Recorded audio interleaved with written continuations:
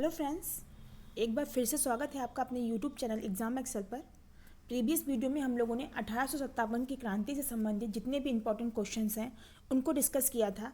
आज के इस वीडियो में हम लोग डिस्कस करेंगे ब्रिटिश शासन का भारतीय अर्थव्यवस्था पर प्रभाव। इससे रिलेटेड जितने भी इंपॉर्टेंट क्वेश्चन हो सकते हैं वो सारी आज के इस वीडियो में हम लोग डिस्कस करने जा रहे हैं। तो चलिए स्टार्ट करते हैं। पहला क्वेश्चन है, अंग्रेजी शासन का प्रभाव किस क्षेत्र पर अधिक पड़ा? इसका राइट आंसर है ए, आर्थिक क्षेत्र पर इसका प्रभाव सबसे अधिक पड़ा था। नेक्स्ट क्वेश्चन देखते हैं। सूचियां दी हुई हैं। सूची एक में ब्रिटिश उपनिवेशवाद के चरण है, दूसरे में विशेषताएं हैं। इसको मिलाना है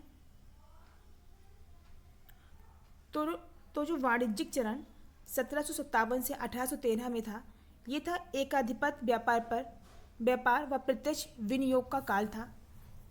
औद्योगिक चरण जो 1813 से 1860 के बीच में था, ये मुक्त व्यापार का काल था।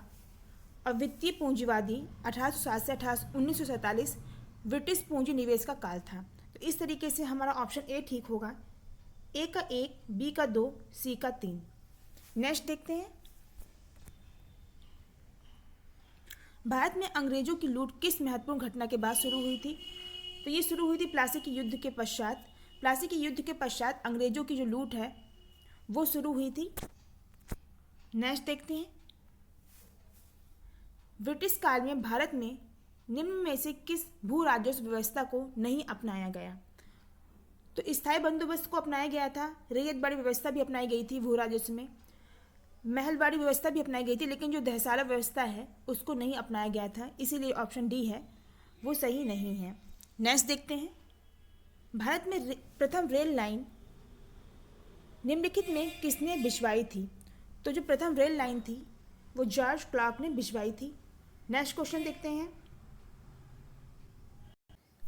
भारत से ब्रिटेन की ओर संपत्ति के अपवहन का सिद्धांत किसने प्रतिपादित किया था?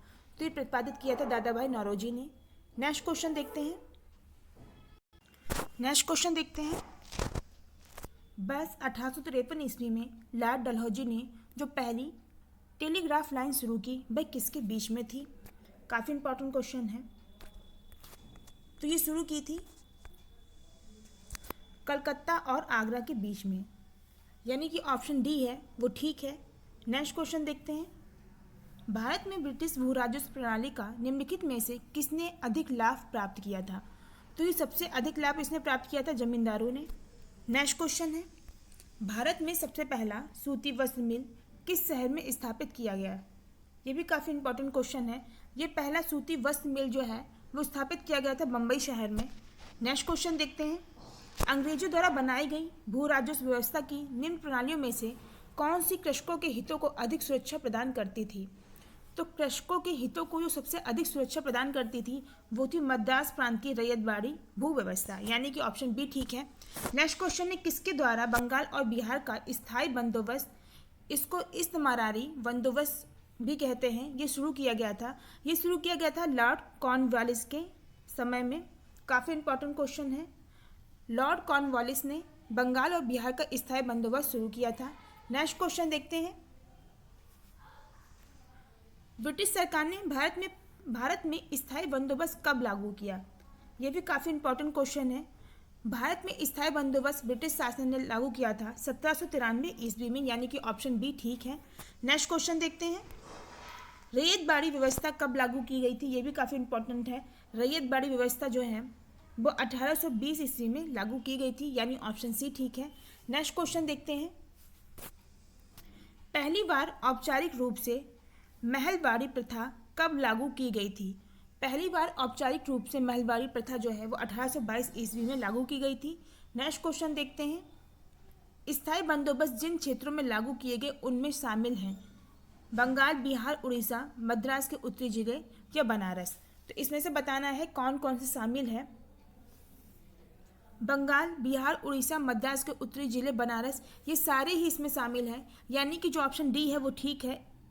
1, 2, 3, 4 एवं 5 ये सारे क्षेत्र हैं वो स्थायी बंदोबस्त जिन क्षेत्रों में लागू हुआ वो सारे ही ये राज्य हैं। नेक्स्ट क्वेश्चन देखते हैं।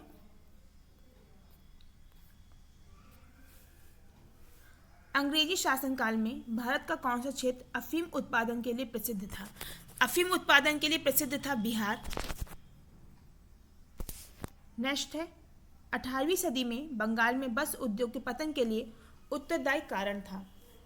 तो इसका जो पतन का उत्तरदायी कारण था वो था ब्रिटेन को निर्यात करने वाले माल पर उच्च तटकर। नेक्स्ट क्वेश्चन देखते हैं। नील कृषकों की दुर्दशा पर लिखी गई पुस्तक नील दर्पण के लेखक कौन थे? काफी इंपॉर्टेंट है। तो नील कृषकों की दुर्दशा पर लिखी गई जो पुस्तक है नील दर्पण, उसके लेखक थे दीनबंधु मित्र। नेक्स्ट क्वेश्चन देखते हैं। अंग्रेजों द्वारा सर्वप्रथम कहवा बागान लगाए गए। सर्वप्रथम कहवा बागान जो है वो वायनाड जनपद में लगाए गए थे, यानी कि ऑप्शन डी ठीक है। नेक्स्ट क्वेश्चन देखते हैं। अंग्रेजी शासन के दौरान भारत के आर्थिक दोहन के विचार पर प्रतिपादन किसने किया? काफी इंपॉर्टेंट है। आर्थिक दोहन के विचार पर प्रतिपादन किया था दादा भाई नौरोजी ने। नेक्स्ट क्वेश्चन देखते हैं। भारत में अंग्रेजों के समय में प्रथम जनगणना किसके कार्यकाल में हुई थी? ये भी काफी इंपॉर्टेंट है। भारत में अंग्रेजों के समय में प्रथम जनगणना जो है वो लॉर्ड मेयो के कार्यकाल में हुई थी। नेक्स्ट क्वेश्चन है। सर थॉमस मुनरो किस भू राजस्व बंदोबस्त से संबंधित थे? सर थॉमस मुरलो रैयतवाड़ी बंदोबस्त से संबंधित थे। नेक्स्ट क्वेश्चन है। भारत ने प्रथम रेल लाइन का निर्माण, काफी इंपॉर्टेंट है, भारत ने प्रथम रेल लाइन का निर्माण 1853 में किन नगरों के बीच में हुआ? तो 1853 में ये नगर थे बम्बई और ठाणे, जिसके बीच में प्रथम रेल लाइन का निर्माण हुआ था। सन याद रखिएगा 1853, और जो नगर है वो है बम्बई और ठाणे। नेक्स्ट क्वेश्चन देखते हैं। स्वतंत्रता पूर्व अवधि में ब्रिटिश सरकार द्वारा भारत में आधुनिक शिक्षा के प्रसार का मुख्य उद्देश्य था। इसके प्रसार का मुख्य उद्देश्य था छोटे प्रशासनिक पदों पर नियुक्ति हेतु शिक्षित भारतीयों की आवश्यकता, यानी कि जो ऑप्शन ए है वो ठीक है। नेक्स्ट क्वेश्चन देखते हैं।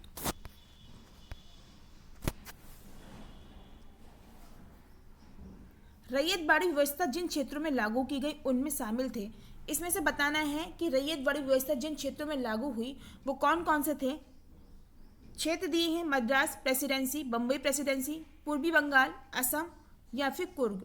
इनमें से किन क्षेत्रों में रैयतवाड़ी व्यवस्था जो है वो लागू की गई थी? इसका जो ऑप्शन है वो है डी 1, 2, 3, 4 एवं 5। ये जितने भी क्षेत्र दिए हैं इन सभी क्षेत्रों में रैयतवाड़ी व्यवस्था लागू की गई थी। नेक्स्ट क्वेश्चन है। उत्तरी भारत में भूमिकर व्यवस्था का प्रवर्तक किसे कहा जाता है? प्रवर्तक कहा जाता है मार्टिन वर्थ को उत्तरी भारत में भूमिकर व्यवस्था का। नेक्स्ट क्वेश्चन है समस्त अंग्रेजी भारत की सर्वाधिक भूमि पर 91% भूमि पर अपनाई गई भू राजस्व व्यवस्था थी। ये व्यवस्था थी रैयतवाड़ी व्यवस्था जो 91% भूमि पर अपनाई गई थी।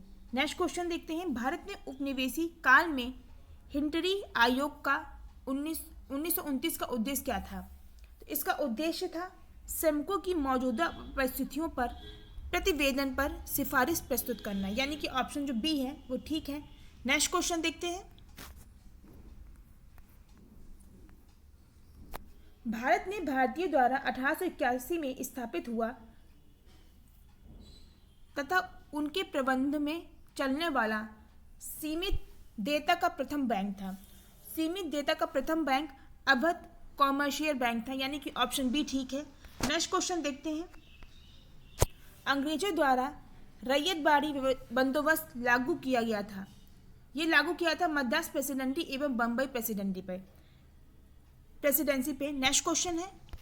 भारत में उपनिवेशी शासन के संदर्भ में 1883 ईस्वी में पारित इल्वर्ट बिल का उद्देश्य था। इस बिल का उद्देश्य था जहां तक अदालतों की दांडिक अधिकारिता का संबंध था भारतीय तथा यूरोपीय लोगों को बराबरी पर रोकना। नेक्स्ट क्वेश्चन देखते हैं। सूचियां दी हुई हैं, इनका मिलान करना है।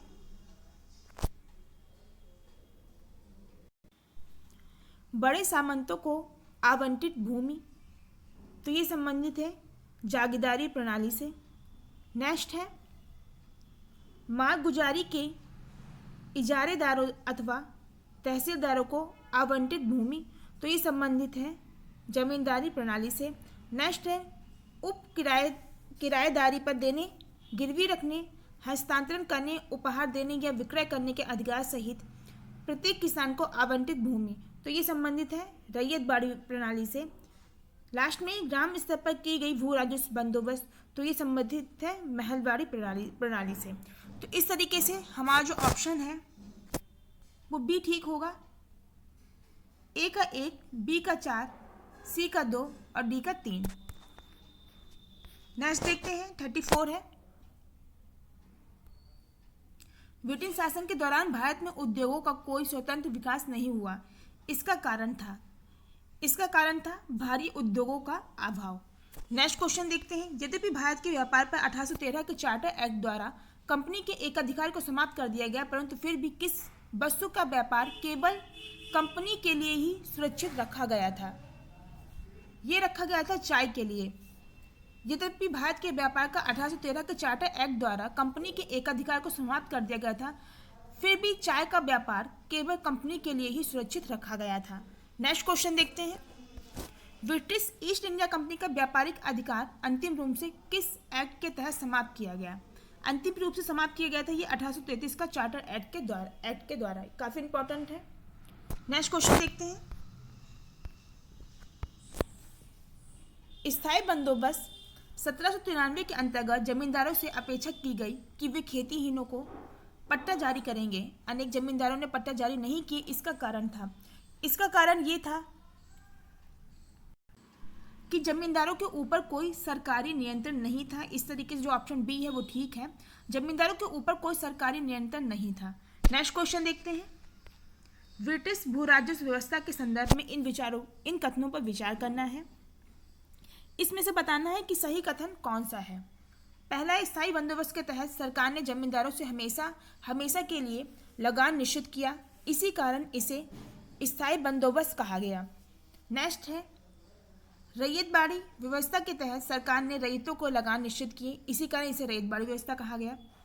थर्ड है, महलबाड़ी व्यवस्था के तहत प्रत्येक खेत के आधार पर भू राजस्व निर्धारित नहीं किया गया, बल्कि प्रत्येक महल जागीर का एक भाग, इसे कहते हैं, के अनुसार निश्चित किया गया, इसीलिए ये व्यवस्था महलबाड़ी व्यवस्था कहलाई। ये तीनों ही ऑप्शन ठीक हैं, पहला, दूसरा, तीसरा। इस तरीके से जो हमारा ऑप्शन डी है वो सही होगा। पहला, दूसरा और तीसरा ये तीनों ही ठीक है। नेक्स्ट क्वेश्चन देखते हैं। सम्मिलित करना है। एक तरफ भू राजस्व व्यवस्था है, दूसरी तरफ संबंधित व्यक्ति है।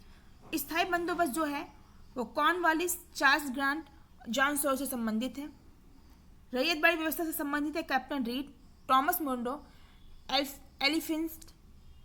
महलबाड़ी व्यवस्था से संबंधित है होर्ट, मैकेंजी, मार्टिन वर्थ। तो इस तरीके से हमारा ऑप्शन ए ठीक है। ए का 1, बी का 2, सी का 3। नेक्स्ट क्वेश्चन देखते हैं। महलबाड़ी व्यवस्था जिन क्षेत्रों में लागू की गई थी उनमें शामिल है, तो यहाँ पे बताना है उनमें कौन से शामिल है। क्षेत्र यहाँ पे है गंगा घाटी, दरियाओं के उत्तरी पश्चिमी प्रांत यानी पश्चिमी उत्तर प्रदेश, मध्य भारत के कुछ भाग, मराठों के अधिकृत प्रदेश या पंजाब। ये सारे ही क्षेत्र महलबाड़ी व्यवस्था से संबंधित हैं, यानी कि ऑप्शन डी ठीक है। 1, 2, 3, 4 एवं 5। नेक्स्ट देखते हैं। सम्मिलित करना है।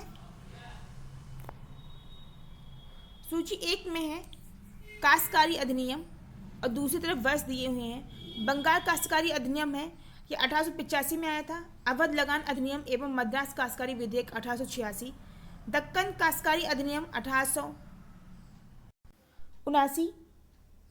मध्य प्रांत काश्तकारी विधेयक 1883। तो इस तरीके से जो हमारा ऑप्शन ए है वो ठीक है। ए का 1, बी का 2, सी का 3 और डी का 4। नेक्स्ट क्वेश्चन देखते हैं। आधुनिक शिक्षा के संदर्भ में शिक्षा का माध्यम को लेकर उठे प्राच्य आंगर विवाद का अंत मैकाले के प्रपत्र 1835 से हुई।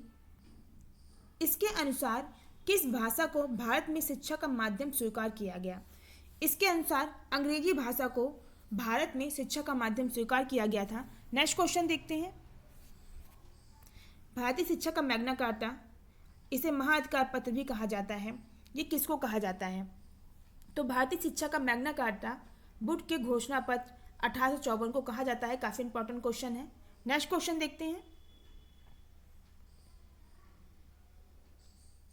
किसने 1911 में प्राथमिक शिक्षा को निःशुल्क एवं अनिवार्य बनाने वाला विधेयक इंपीरियल लेजिस्लेटिव काउंसिल में प्रस्तुत किया, जिसे प्राथमिक शिक्षा का मैग्ना कार्टा कहा गया? ये प्रस्तुत किया था गोपाल कृष्ण गोखले ने, जिसे प्राथमिक शिक्षा का मैग्ना कार्टा कहा गया। नेक्स्ट क्वेश्चन देखते हैं।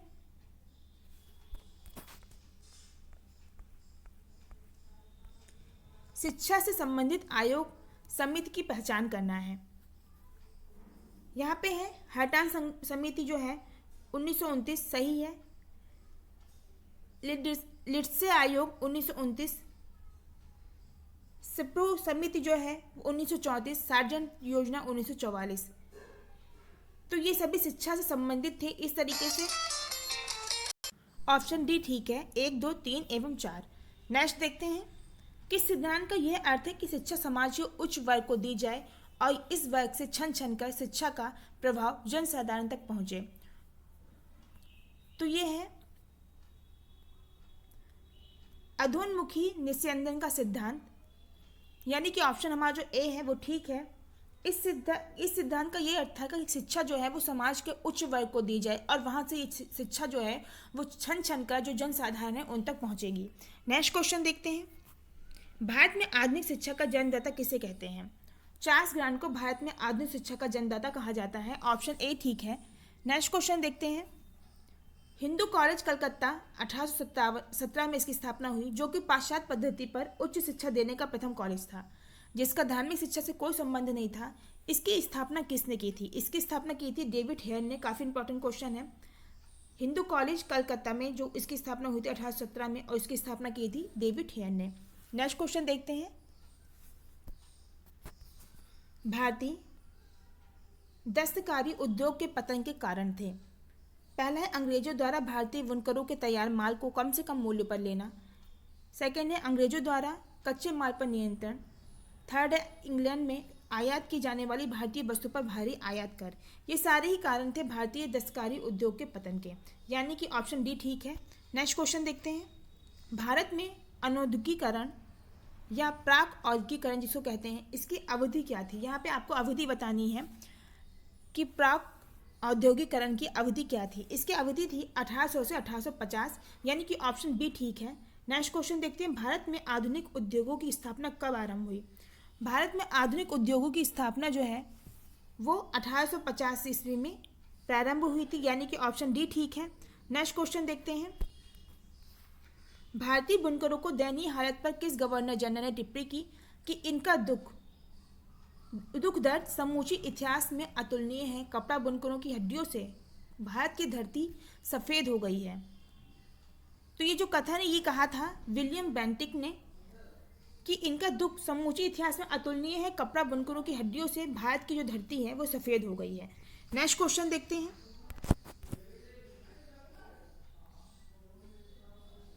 बैप्टिस्ट मिशनरियों की त्रिमूर्ति जोशुआ मासमैन, विलियम कैरी एवं विलियम वार्ड ने श्रीरामपुर को अपना कार्यक्षेत्र चुना, जिस कारण उन्हें श्रीरामपुरतई के नाम से भी जाना जाता है।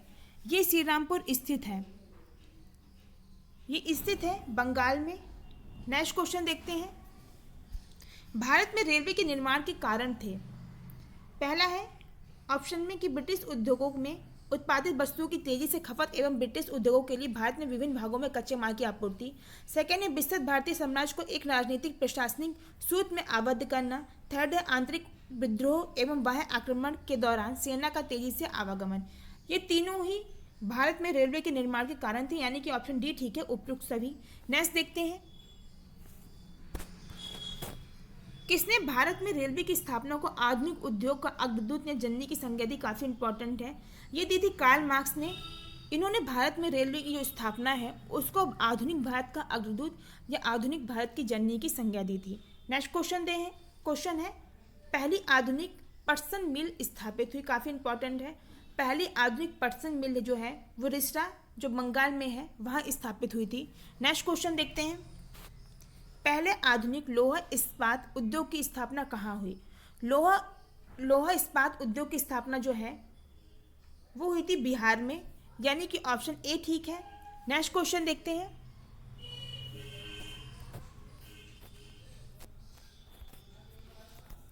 बिखरे हुए स्वायत्त गांव के कवच को इस्पात के रेलों से छेद दिया गया,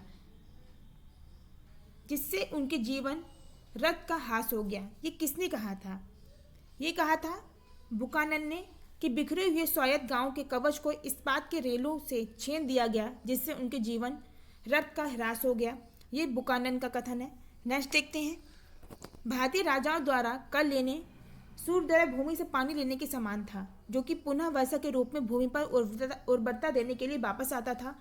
इस पर अंग्रेजों द्वारा लिया गया कर भारत में वर्षा न कर इंग्लैंड में ही वर्षा करता था। ये कथन किसका है? काफ़ी इंपॉर्टेंट है। ये कथन मोस्टली एग्जाम में पूछा जाता है। ये कथन जो है वो आर.सी. दत्त का है। इन्होंने कहा कि भारतीय राजा द्वारा कर लेना सूर्य द्वारा भूमि से पानी लेने के समान था, जो कि पुनः वर्षा के रूप में भूमि पर उर्वरता देने के लिए वापस आता था। पर अंग्रेजों द्वारा लिया गया कर भारत में वर्षा न करके इंग्लैंड में ही वर्षा करता था। ये आर.सी. दत्त का कथन है। काफ़ी इंपॉर्टेंट है, इसको ध्यान रखिएगा। नेक्स्ट क्वेश्चन देखते हैं। हमारी पद्धति बहुत कुछ स्पंज की तरह काम करती है। गंगा के तटों पर सभी अच्छी चीज़ों को सोख लेती है और टेंस के तटों पर उन्हें निचोड़ कर गिरा देती है। काफ़ी इंपॉर्टेंट ये भी है। ये उक्ति किसकी है? ये थी जॉन सुलिवान की। इन्होंने कहा था हमारी पद्धति बहुत स्पंज की तरह काम करती है। ये गंगा के तटों से अच्छी चीज़ें जो है उनको सोख लेती है और टेम्स के तटों पर उन्हें निचोड़ कर गिरा देती है। ये कहा था जॉन सुलिवान ने। नेक्स्ट क्वेश्चन देखते हैं। कांग्रेस के किस अधिवेशन में पहली बार कांग्रेस द्वारा मौलिक अधिकारों और राष्ट्रीय अधिकार कार्यक्रम से संबंधित प्रस्ताव पारित किए गए? ये पारित किए थे कराची अधिवेशन 1931 से। नेक्स्ट क्वेश्चन देखते हैं। कांग्रेस के कराची अधिवेशन मार्च 1931 के अध्यक्ष कौन थे? इसके अध्यक्ष थे सरदार वल्लभ भाई पटेल, यानी कि ऑप्शन ए ठीक है। नेक्स्ट क्वेश्चन में हम लोग को सम्मिलित करना है सूची 1 को सूची 2 से। सूची 1 में है आकाश से संबंधित आयोग और दूसरे में गवर्नर जनरल। तो इसमें पहला है स्ट्रेची आयोग 1880। इस टाइम गवर्नर जनरल जो थे वो थे लॉर्ड लिटन। लियाल आयोग 1897। इस time governor general lord Elgin थे। मैकडोनल्ड आयोग 1900 लॉर्ड कर्जन। अपवुड हेड आयोग 1943-44। इस टाइम थे लॉर्ड वेबल। तो इस तरीके से जो हमारा ऑप्शन है ए जो है वो ठीक हो जाएगा। ए का 1, बी का 2, सी का 3 और डी का 4। नेक्स्ट क्वेश्चन देखते हैं। 20वीं सदी के पूर्वार्ध में देश का भीषणतम अकाल 1942-43 में कहाँ पड़ा था? ये पड़ा था बंगाल में। 20वीं सदी में के पूर्वोत्तर में देश में जो भीषण अकाल था वो बंगाल में पड़ा था। सन थी 1942 से 1943 के बीच। नेक्स्ट क्वेश्चन है ब्रिटिश काल में निम्नलिखित में कौन कौन से उद्योग धंधे विकसित हुए? यहाँ पे जूट, कोयला, लोह व इस्पात, मशीनों के पुर्जे, सूती कपड़ा। तो ये सारे उद्योग धंधे हैं वो ब्रिटिश काल में विकसित हुए थे, यानी कि जो ऑप्शन ए है वो ठीक है। 1, 2, 3 एवं 5। इसमें जो ऑप्शन 4 है वो नहीं है कि मशीनों के पुर्जे। बाकी जूट, कोयला, लोहा, इस्पात और सूती कपड़ा ये सही है। इसमें चौथा जो है वो नहीं है। तो ऑप्शन ए है 1, 2, 3 एवं 5 ये सही है। नेक्स्ट क्वेश्चन देखते हैं। 1938 ईस्वी के अंत में भारतीय राष्ट्रीय कांग्रेस के अनुरोध पर जो राष्ट्रीय योजना समिति बनाई गई उसके अध्यक्ष थे। उसके अध्यक्ष जवाहरलाल नेहरू थे। ऑप्शन बी ठीक है इसमें। उस समिति के जो अध्यक्ष हैं वो जवाहरलाल नेहरू थे। नेक्स्ट क्वेश्चन देखते हैं। अकालों को रोकने तथा अकाल पीड़ित की सहायता हेतु भारत सरकार ने आचार संहिता कब प्रचारित की थी? काफ़ी इंपॉर्टेंट है। आचार संहिता जो है वो 1833 में प्रचारित की गई थी। नेक्स्ट क्वेश्चन देखते हैं। भारत में विकेंद्रीकरण का शुभारंभ किसके समय में हुआ था? भारत में विकेंद्रीकरण का शुभारंभ है वो लॉर्ड मियो के समय में हुआ था। ऑप्शन डी ठीक है। रेल विभाग के लिए पृथक रूप से रेलवे बजट कब आरंभ हुआ?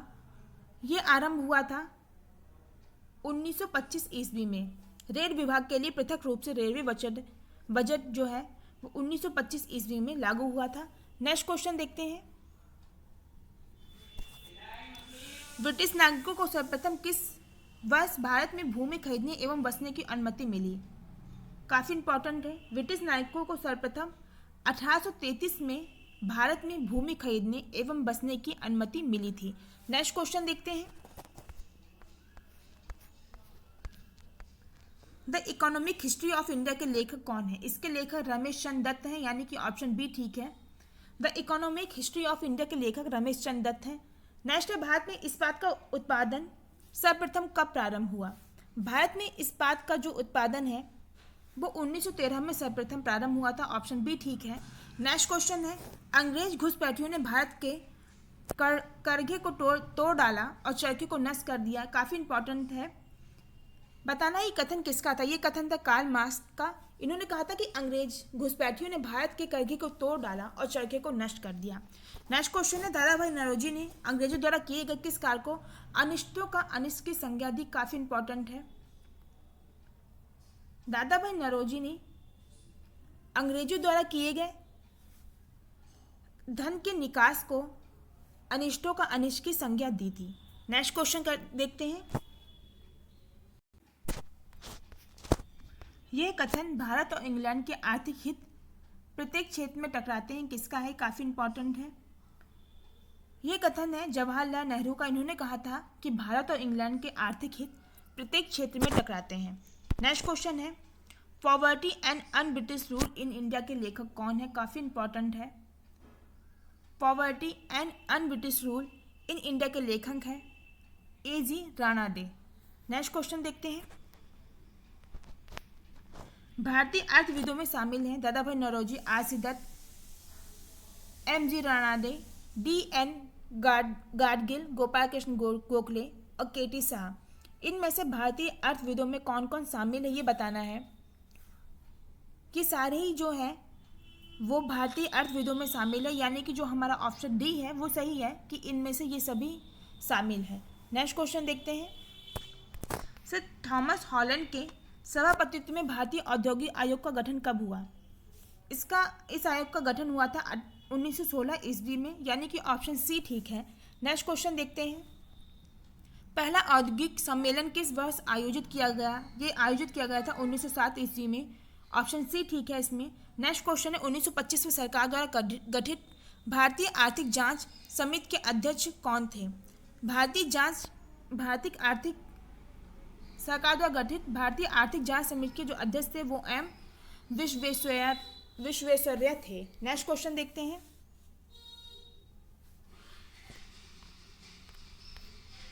निम्नलिखित में किसने भारत के अंग्रेजी उपनिवेश नियंत्रण की आलोचना में अनब्रिटिश पदावली का उपयोग किया था? इस पदावली का उपयोग किया था दादा भाई नौरोजी ने। नेक्स्ट क्वेश्चन देखते हैं। भारत में प्रथम रेलवे लाइन किस ब्रिटिश गवर्नर जनरल के समय बिछाई गई थी? तो ये बिछाई गई थी लॉर्ड डलहौजी के समय। काफ़ी इंपॉर्टेंट है। भारत में प्रथम railway line Lord Dalhousie governor general के समय बिछाई गई थी। नेक्स्ट क्वेश्चन देखते हैं। निम्नलिखित में कौन सा एक भारत में ब्रिटिश उपनिवेशी शासन का परिणाम नहीं था? भारतीय कृषि का विनाश ये था, भारतीय उद्योगों का विनाश भी था, भारतीय व्यापार का विनाश भी था, लेकिन भारतीय सामंतवाद का विनाश इसका एक कारण नहीं था। नेक्स्ट क्वेश्चन, यानी कि जो हमारा ऑप्शन डी ठीक है कि भारतीय सामंतवाद का विनाश जो है वो इसका परिणाम नहीं था। नेक्स्ट क्वेश्चन देखते हैं। 1813 से पहले ब्रिटिश द्वारा निम्नलिखित में कौन सा उपाय भारतीयों का आर्थिक रूप से शोषण करने के लिए नहीं अपनाया गया? इसमें जो हमारा ऑप्शन डी है कि मुक्त व्यापार नीति, ये 1813 से पहले ब्रिटिश द्वारा ये उपाय भारतीयों का आर्थिक रूप से शोषण करने के लिए नहीं अपनाया गया था। बाकी जहाँ भी संभव हो कच्चे माल के व्यापार पर एकाधिकार करना और उन्हें उचित दरों पर बेचना, ये था। भारतीय कारीगरों को नियत मात्रा में और नियत कीमत पर गुणवत्ता के उत्पादित करने के लिए बाध्य करना और भारतीय व्यापारियों का किसी भी तरीके से प्रतियोगिता से निष्कासन करना, ये सारे ही शोषण के कारण थे। लेकिन मुक्त व्यापार नीति ये शोषण के लिए नहीं अपनाई गई थी, यानी कि ऑप्शन हमारा डी जो है इसमें वो सही है। नेक्स्ट क्वेश्चन देखते हैं।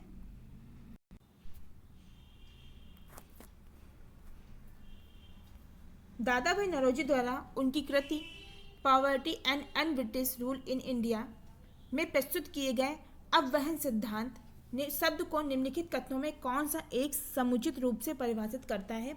इसमें बताना है कौन सा एक समुचित रूप से इस शब्द को परिभाषित करता है। पहला है कि भारत को राष्ट्रीय संपत्ति या कुल वार्षिक उत्पाद का एक हिस्सा ब्रिटेन को निर्यात किया जा रहा था, जिसके लिए भारत को कोई महत्वपूर्ण प्रतिफल नहीं मिलता था।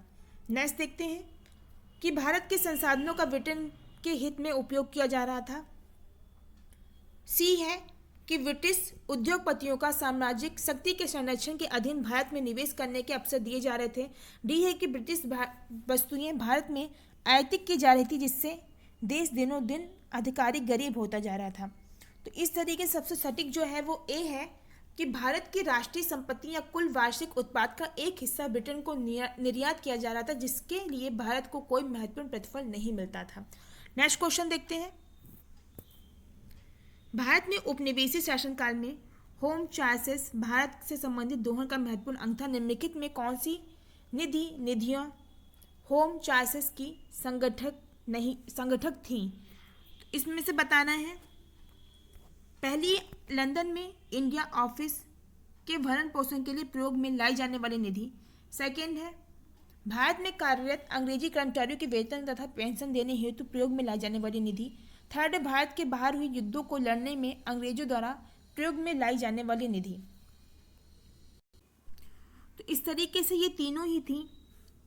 तो ऑप्शन जो हमारा डी है वो सही है, 1, 2 और 3। नेक्स्ट क्वेश्चन देखते हैं। किस कंपनी ने सर्वप्रथम भारत में रेल सेवा प्रारंभ की। तो ये जो कंपनी थी वो थी ग्रेट इंडियन पेनिनसुलर रेलवे, यानी कि जो हमारा डी ऑप्शन है वो ठीक है। नेक्स्ट क्वेश्चन देखते हैं। रैयत बाड़ी बंदोबस्त के संदर्भ में निम्नलिखित कथनों पर विचार करना है। किसानों द्वारा लगान सीधे सरकार को दिया जाता था। सरकार रैयत को पट्टे देती थी। कर लगाने से पूर्व भूमि का सर्वेक्षण और मूल्य निर्धारण किया जाता था। तो इसमें बताना है कि रैयत बाड़ी बंदोबस्त के संदर्भ में निम्नलिखित कथनों में कौन सा सही है। इस तरीके से जो हमारा ऑप्शन सी है वो ठीक है कि पहला, दूसरा और तीसरा ये तीनों ही सही हैं, रैयत बाड़ी बंदोबस्त से संबंधित है। नेक्स्ट देखते हैं। निम्नलिखित कथनों पर विचार करना है। दादा भाई नौरोजी की भारतीय राष्ट्रीय आंदोलन को सर्वाधिक प्रभावित देन थी। तो इसमें बताना कि सही क्या है। पहला ही उन्होंने इस बात को अभिव्यक्त किया कि ब्रिटेन भारत का आर्थिक शोषण कर रहा है, यही सही है हमारा ऑप्शन 1। तो इस तरीके से हमारा जो ऑप्शन ए है वो ठीक है, केवल एक सही है इसमें से। नेक्स्ट क्वेश्चन देखते हैं। ब्रिटिश ईस्ट इंडिया कंपनी ने चाय के व्यापारिक एकाधिकार को खो दिया। काफ़ी इंपॉर्टेंट क्वेश्चन है। इसने बताना चाय के एकाधिकार को ब्रिटिश ईस्ट इंडिया कंपनी ने कब खोया था।